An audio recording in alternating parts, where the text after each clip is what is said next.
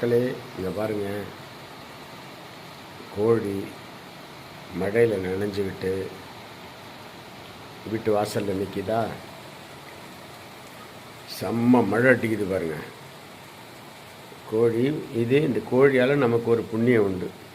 மழையில் நினச்சிக்கிட்டு இருக்கா. அப்படியே இந்த பக்கம் வந்தீங்கன்னா இங்கே பாருங்கள்,